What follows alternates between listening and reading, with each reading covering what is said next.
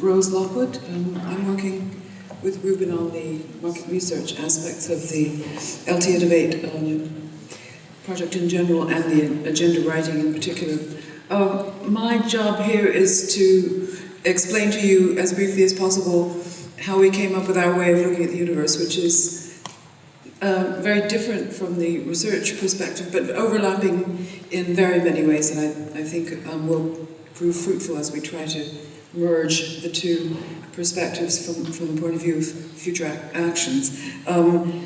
Basically, the market research team for this project, which comprises INMARK, which is basically a research company based in Madrid, plus our partners IDC, through the Madrid office of IDC, we've come up with a way of trying to consolidate the more conventional view of the software market with a more forward-looking view of the potential LT market, as we're trying to define it. I'm trying to use as much concrete information as possible about what people are really doing in commercializing language technology, and then trying to push that view of the universe back toward the products and services that are being developed by the new members of the LT-Innovate Forum, and of course by the researchers and the projects that have come out of the research community that's represented at this event. So the idea was to conceptualize this notion of where LT fits into applications and products and services. The big concept, not very creative concept we came up with, was to try to portray language intelligence as the contribution that language technology makes to products and services. And then we did an exercise of basically surveying the news, the technology news, for almost a year, which we did through the LangTech News website that some of you may have seen.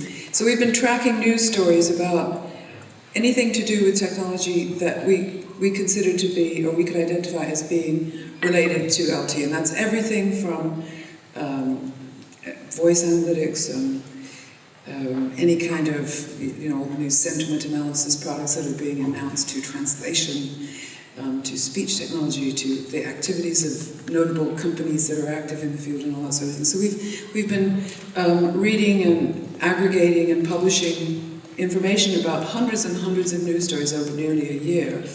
And what we did was take the topics of those stories and distill them down into what appeared to be logical categories of what people are really doing with language technology. And those are the things we've called our innovation clusters. So they're not really applications, they're not really products, they're not really any particular thing. They're just ways of combining the topics that are relevant to our vendors and to the research community in ways that we could draw a ring around, so that we could begin to talk about, measure, and make some predictions about the future.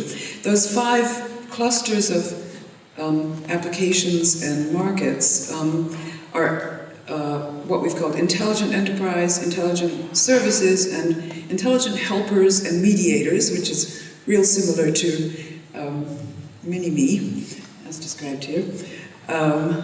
And we have 2 sort of overlapping areas, which we call intelligent healthcare and intelligent skills.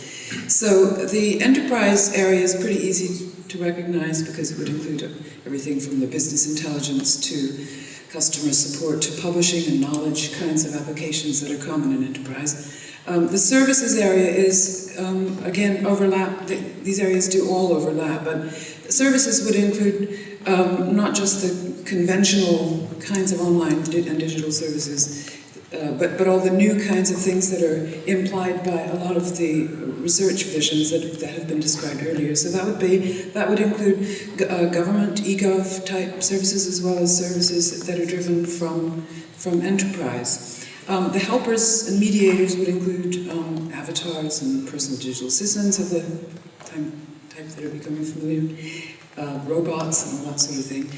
Healthcare then would cover the whole field from research right through to patient and clinical information. And skills would include the need both for language learning and for the use of language intelligence in all kinds of learning, and particularly personalized learning environments.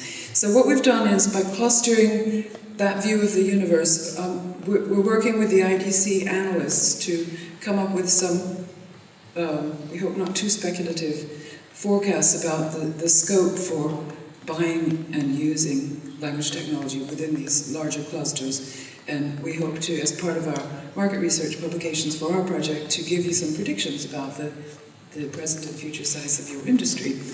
But within each of those clusters, we have more detailed